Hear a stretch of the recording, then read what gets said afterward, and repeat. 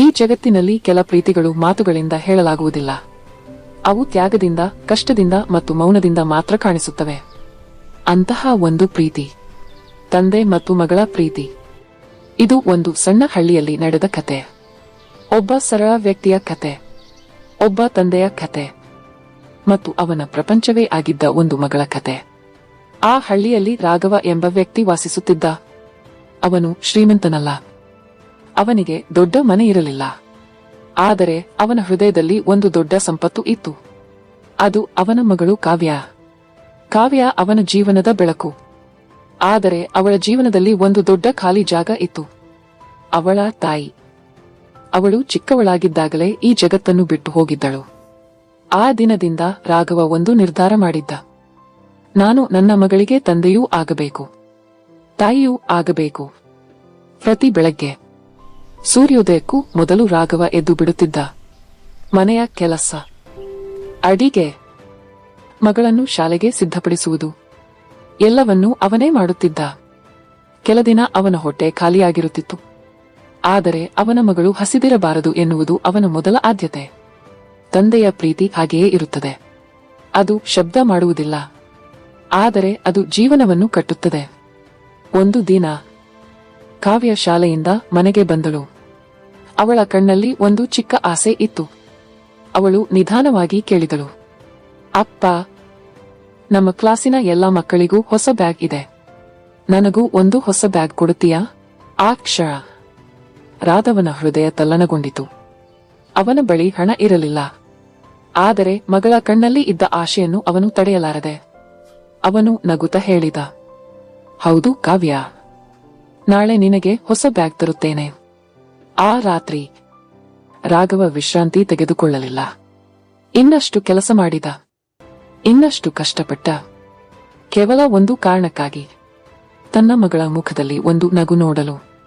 ಮುಂದಿನ ದಿನ ಅವನು ಮಾರುಕಟ್ಟೆಯಿಂದ ಒಂದು ಸುಂದರ ಬ್ಯಾಗ್ ತಂದು ಕೊಟ್ಟ.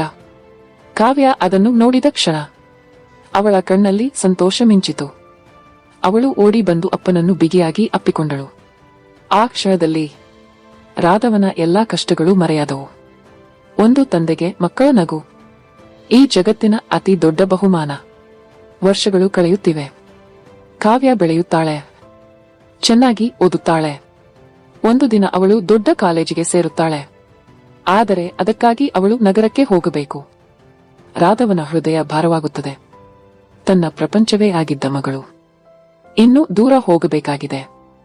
ಹೊರಡುವ ಮುನ್ನ ಕಾವ್ಯ ಹೇಳುತ್ತಾಳೆ, ಅಪ್ಪ, ನಾನು ಒಂದು ದಿನ ದೊಡ್ಡವಳಾಗುತ್ತೇನೆ. ನಿಮ್ಮ ಎಲ್ಲ ಕಷ್ಟಗಳಿಗೆ ಪ್ರತಿಫಲ ಕೊಡುತ್ತೇನೆ.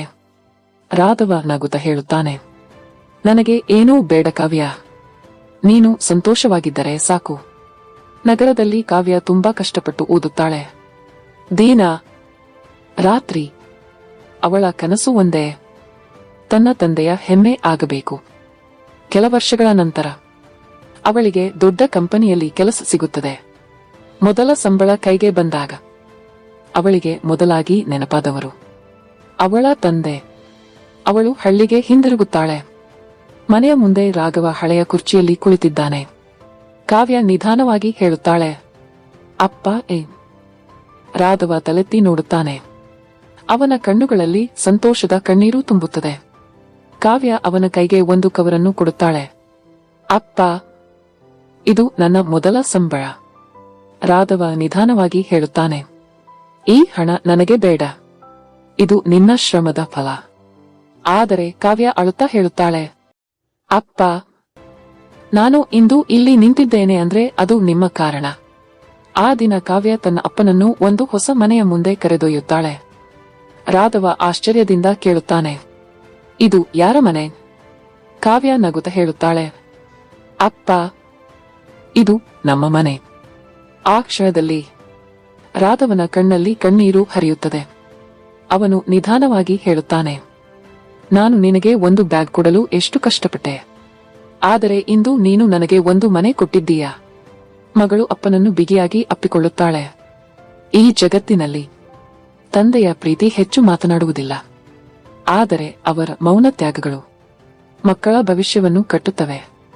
ಮತ್ತು ಒಂದು ದಿನ ಮಕ್ಕಳ ಯಶಸ್ಸು ತಂದೆಯ ಎಲ್ಲ ಕಷ್ಟಗಳಿಗೆ ಉತ್ತರವಾಗುತ್ತದೆ. ಇದು ಒಂದು ತಂದೆ ಮತ್ತು ಮಗಳ ಪ್ರೀತಿಯ ಕತೆ. ಮೌನದಲ್ಲೂ ಅತಿದೊಡ್ಡ ಪ್ರೀತಿಯನ್ನು ಹೇಳುವ ಕತೆ.